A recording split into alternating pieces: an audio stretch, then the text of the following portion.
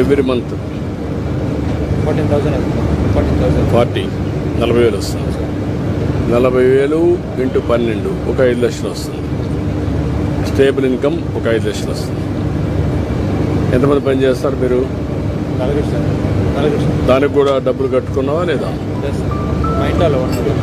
ఇంట్లో వాళ్ళు కాబట్టి నువ్వు లేబర్ కట్టుకోలేదు, కానీ మొత్తం కలిసి 5 లక్షల రూపాయలు వస్తుంది. ఇంట్లో నలుగురు పని చేసుకుంటారు.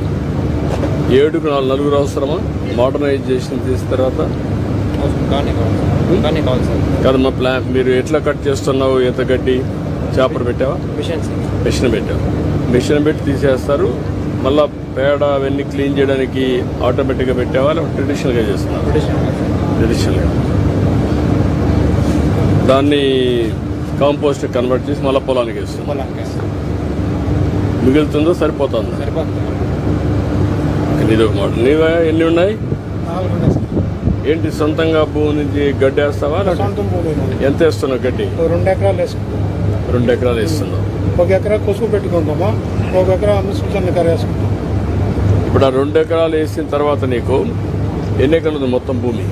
ఉండేదే 3 ఎకరాలు సార్. అదే 3 ఎకరాల్లో 1 ఎకరా వరగా పెట్టుకొని 2 ఎకరాలు చేస్తున్నావు. ఆ ఎకరా ఇంటికి పంట వేసుకున్నావు. ఏమేమి పంట వేస్తావు? రాగులు, ఒడ్లు అవి చేసుకుంటాం. దీంట్లో ఎంత వస్తుంది నెలకు నీకు? నెలకు 40,000 వస్తుంది. 40,000 వస్తుంది 4 ఇప్పుడు నీ ఆవులు ఎన్ని ఉన్నాయి? 4 కదా? 4 ఉన్నాయి. ఎన్ని దూడలు కన్నాయి ఇప్పటికి?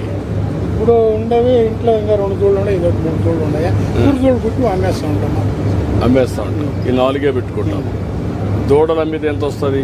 3 దూడ అమ్మితే ఎంత సార్ వస్తుంది? 1000-1500 వస్తుంది. అట్లా ఎందుకు దాన్ని పెంచి అమ్మకూడదు? నువ్వు ఇంకా ఎక్కువ వస్తుంది కదా బాగా. ఏ సంఖ్య మేత సౌకర్యం ఉండాలి కదా. ఇద్దరు మనిషి ఇద్దరు కాబట్టి చిన్నప్పుడు అమ్మేస్తాం. ఎవరు కొనుక్కోబోతున్నారు అవి? ఎవరు ఇట్లా సంతలో వ్యాపారస్తులు కొనుక్కోబోతున్నారు. ఎందుకు దాన్ని ఎందుకు ఇక్కడ కాఫ్ రేరింగ్ ఒకటి పెట్టి ఇక్కడ పుట్టిన కాఫ్ కొంతమంది ఏం చేస్తారంటే పెంచలేక అమ్మేస్తారు. అది ఒక ఏజెన్సీ పెట్టి వాళ్లే పెంచుతారు. పెంచి ఇక్కడే రొటేషన్ చేస్తాం. అప్పుడు ఈజీ అవుతుంది. మల్టిప్లర్ ఎఫెక్ట్. రియరింగ్ కూడా వాళ్ళే చేస్తారు.